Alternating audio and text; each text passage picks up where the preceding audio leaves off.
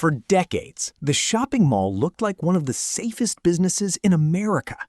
Build a giant building, fill it with stores, add a food court, surround it with thousands of parking spaces, and customers would keep coming for years. That idea made perfect sense. Until it didn't. Today, it's easy to point to empty storefronts and blame one company, Amazon. According to the Common Story, online shopping arrived, people stopped visiting malls, retailers closed, and the malls simply died. It sounds convincing because it explains a visible change with a single cause. But that story leaves out something much more interesting. If the internet destroyed shopping malls, why are some malls reporting record sales? Why are luxury shopping centers expanding while others are being demolished? And why would investors still pay billions of dollars for certain malls, even as hundreds of others struggle to stay open? The answer is that shopping malls were never just places to buy things. Beneath the storefronts is a system that has much more to do with real estate than retail. The products are visible. The property is where the real game is played. Once you understand that, the rise and fall of malls starts to look completely different. Most people think the clothing stores are the customers of the mall.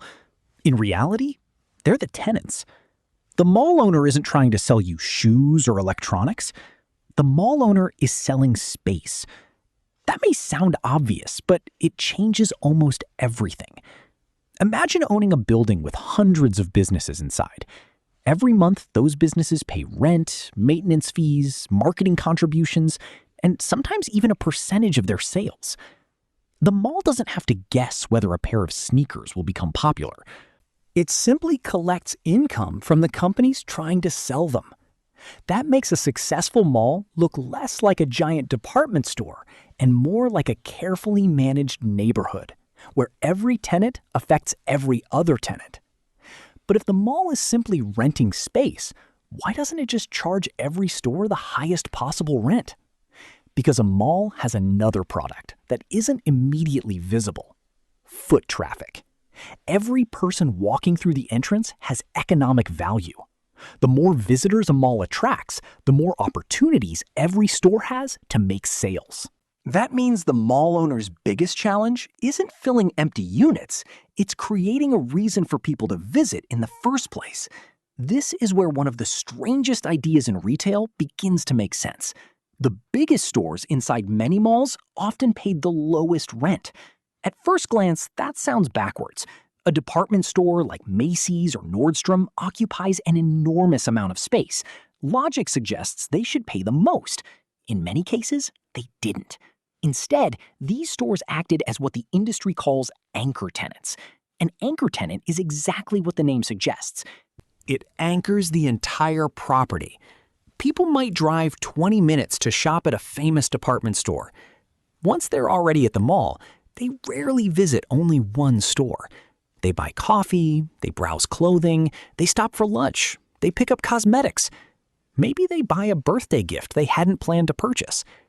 That single visit creates business for dozens of other retailers.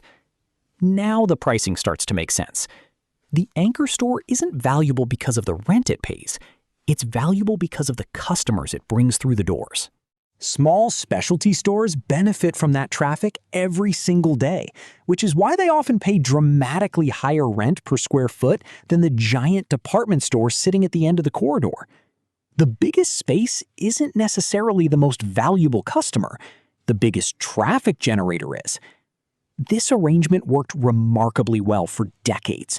Developers built larger malls. Department stores expanded. National retail chains competed aggressively for space inside successful centers. Families didn't visit malls only to shop. They met friends, watched movies, celebrated birthdays, and spent entire afternoons walking through climate-controlled corridors. The mall became part shopping center, part social gathering place, and part entertainment venue. As long as customer traffic kept growing, almost everyone won. But hidden inside this system was a weakness. Every successful mall depended on a chain of relationships that looked stable until one important piece broke. The anchor attracted visitors, Visitors supported smaller stores. Smaller stores paid higher rents. Those rents paid the bills for the entire property. Notice what happens if the first link weakens. Suppose one department store closes after years of declining sales. At first, losing one tenant may not seem catastrophic. The building is still standing. Hundreds of other stores remain open. Yet customer behavior begins changing almost immediately. People who once visited for the department store now have one less reason to come. Daily traffic falls slightly. Some specialty retailers notice lower sales. Their profits shrink. When leases expire, a few decide not to renew. Now the empty storefronts become visible. Customers notice vacant spaces and begin thinking the mall feels less lively than before. They shorten their visits or choose another destination altogether. That reduces traffic even further. One closure becomes several. Several become dozens. The mall isn't collapsing because empty stores appeared. The empty stores are appearing because the underlying system has already started to weaken. And once that feedback loop begins, reversing it becomes extraordinarily difficult. By the early 2000s, another force entered the picture. This one didn't just compete with malls. It changed what consumers expected from shopping itself. E-commerce had existed for years, but as internet speeds improved, smartphones became common, and delivery networks grew faster, buying online stopped feeling like a compromise. It started feeling more convenient than driving across town. That shift mattered for reasons that went beyond simple sales. A customer who buys a pair of shoes online doesn't just reduce revenue for one retailer. They remove one reason to visit the mall altogether. Remember the hidden system. Malls depend on traffic. Every purchase that happens somewhere else slightly weakens that traffic engine. But even then, online shopping wasn't equally dangerous to every retailer. Think about why you visit different stores. If you need batteries or printer paper, ordering online is easy. You know exactly what you're buying. Waiting a day or two isn't a problem. Luxury clothing is different. Trying on expensive jackets, comparing fabrics, testing perfumes, or purchasing a high-end watch involves something the internet still struggles to recreate. The experience itself becomes part of the product. That distinction slowly split the mall industry into two very different worlds. Middle-market malls, filled with retailers selling products easily available online, faced increasing pressure. Premium malls, filled with luxury brands, restaurants, entertainment, and exclusive experiences, discovered that people still wanted to visit in person. The mall was becoming less about transactions and more about destinations. That explains one of the biggest contradictions in modern retail. Headlines often describe the death of the shopping mall. Yet some of the country's most successful malls continue to report exceptionally high sales per square foot. Those numbers tell a story that empty storefront photographs cannot. A busy luxury mall isn't competing with Amazon. It's competing with vacations, concerts, restaurants, and weekend entertainment. Customers aren't only buying products, they're buying an afternoon. Once developers recognized this, the strategy began changing. Instead of adding more clothing stores, many successful properties invested in restaurants with outdoor seating, fitness centers, luxury cinemas, rooftop attractions, medical clinics, hotels, apartments, and office space. At first, that sounds unrelated to shopping. In reality, it strengthens the same hidden system. Someone living in apartments next to the mall already provides daily traffic. Office workers buy lunch. Hotel guests shop before returning home. Restaurant visitors walk past retail stores. Every new use creates more people moving through the property. The mall slowly transforms into something closer to a mixed-use neighborhood than a traditional shopping center. Ironically, the less it depends on shopping, the stronger its retail business often becomes. But not every developer had the opportunity or the money to reinvent their property. One project illustrates both the enormous ambition behind modern malls and the risks involved when assumptions change. The American Dream Mall in East Rutherford, New Jersey was conceived as one of the largest retail and entertainment complexes ever built in North America. The vision extended far beyond shopping. Developers planned an indoor ski slope, amusement park, water park, luxury retail, restaurants, and countless entertainment options under one roof. Construction stretched over many years, encountering financial difficulties, ownership changes, and repeated delays before finally opening in stages beginning in 2019. Even before opening, costs had climbed into several billions of dollars. Then, something happened that no business plan had anticipated: the COVID-19 pandemic. Just months after opening, lockdowns dramatically reduced customer visits across the retail industry. For a project that depended on attracting enormous daily crowds, the timing could hardly have been worse. Debt payments remained. Operating costs continued. Customer traffic disappeared almost overnight. The pandemic didn't create every problem facing malls, but it accelerated trends that had already begun years earlier. Consumers became even more comfortable ordering online. Retailers reassessed expensive physical locations. Investors became more cautious about large commercial properties. For many struggling malls, the pandemic acted less like the original cause and more like a force multiplier. Weak systems weakened faster. Yet American Dream did not simply shut its doors. Management continued adjusting its strategy, placing greater emphasis on attractions that couldn't easily be replicated online. Families visited for indoor skiing. Tourists came for entertainment. Luxury brands opened stores designed around experiences rather than inventory alone. The mall gradually became less dependent on traditional department store traffic than the malls built decades earlier. Whether every financial objective will ultimately be achieved remains uncertain, and analysts continue debating its long-term economics. But the project demonstrates something important. Modern malls increasingly succeed when shopping becomes only one reason to visit.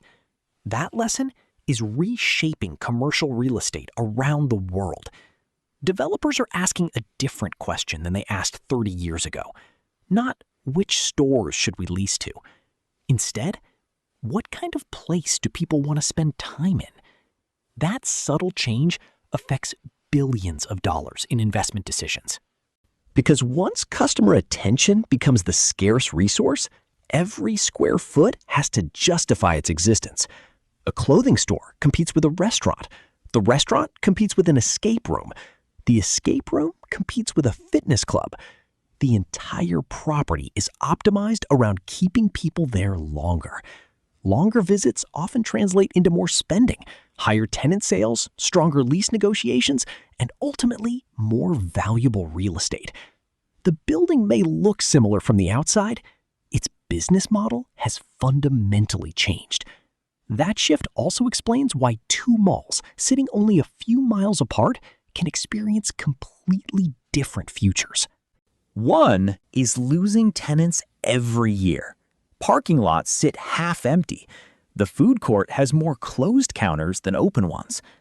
The property slowly enters what real estate professionals sometimes call a death spiral. Lower traffic reduces sales. Lower sales push retailers to leave. More vacancies discourage visitors. The cycle repeats until the building becomes financially difficult to maintain. The other mall is crowded every weekend. Restaurants have waiting lists. Luxury boutiques continue opening new locations. Office workers walk through during lunch. Families arrive in the evening. And apartment residents use the property almost like an extension of their neighborhood. To someone driving past, both are simply shopping malls. Economically, they're completely different businesses. This is one of the most counterintuitive parts of the entire story. People often assume retail stores determine whether a mall succeeds. Increasingly, it's the surrounding real estate ecosystem that matters more. Location has always been valuable, but today, it's being used differently. Many of the strongest mall owners are no longer thinking only about stores. They're thinking about communities. Can people live here? Can they work here? Can they exercise here? Can they eat here? Can they bring their children here? Can they spend an entire day here without feeling like they're only shopping? Every yes creates another reason for people to visit, and every additional visit strengthens the same traffic engine that supported malls decades ago. Only now, the traffic comes from many different sources instead of relying almost entirely on retail. This strategy is sometimes called mixed-use development. The term sounds technical, but the idea is simple. Instead of building one giant shopping center surrounded by parking lots, developers combine housing, offices, entertainment, healthcare, hotels, restaurants, parks, and retail into a single destination. Each part supports the others. Apartment residents become customers. Office workers fill restaurants. Restaurant visitors browse nearby stores. Hotel guests create weekend demand. The result is a property that generates activity throughout the day instead of depending almost entirely on weekend shoppers. That diversification makes the entire system more resilient. If clothing sales slow during an economic downturn, restaurants may still attract customers. If retail spending weakens, apartments continue collecting rent. Instead of relying on one income stream, the property earns revenue from several. Ironically, many successful malls are becoming less like malls and more like miniature cities. This transformation reflects a broader shift in consumer behavior. People increasingly value convenience, but they also value experiences. Online shopping is exceptionally efficient when the goal is acquiring a product. Physical spaces still have advantages when the goal is spending time. Those are not the same thing. A website can deliver a package to your door. It cannot fully replace the atmosphere of meeting friends for dinner, watching a movie, attending an event, trying on luxury products, or letting children spend an afternoon at an indoor attraction. That's why the future of malls isn't simply a battle between physical stores and online shopping. It's a competition between different ways people choose to spend their time. This also helps explain why luxury brands continue investing heavily in premium physical locations.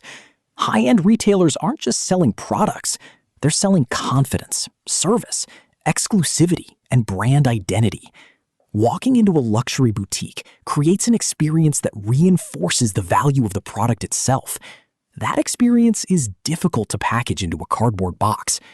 For these brands, physical stores often function as marketing, customer service, and sales all at once.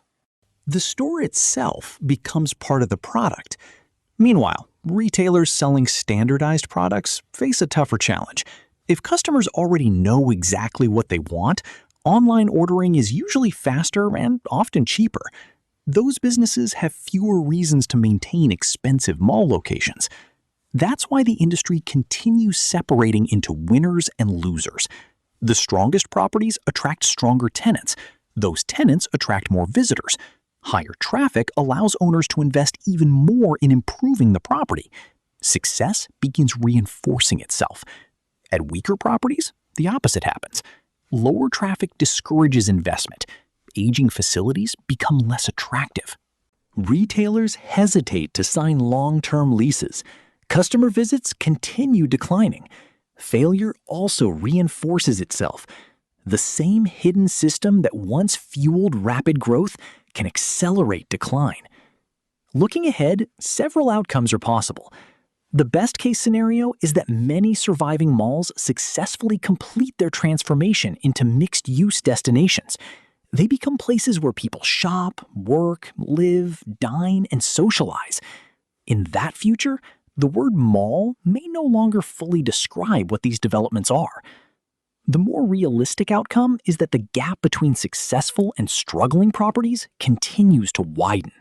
A relatively small number of premium malls capture more visitors and investment, while many average regional malls are repurposed into apartments, medical centers, warehouses, educational campuses, or other community spaces. The negative scenario is that owners of weaker malls delay reinvestment for too long. As vacancies increase, maintenance becomes harder to justify, property values fall, and entire sites become candidates for demolition or complete redevelopment.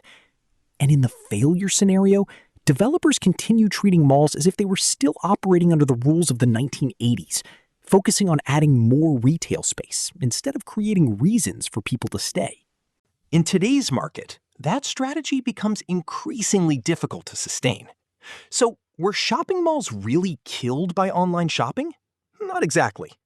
Online retail accelerated a process that had already begun, but it wasn't the entire story. The malls that disappeared were often the ones built around a single assumption, that stores alone would always be enough to attract people. The malls that are thriving learned a different lesson. People don't travel to buildings. They travel to experiences.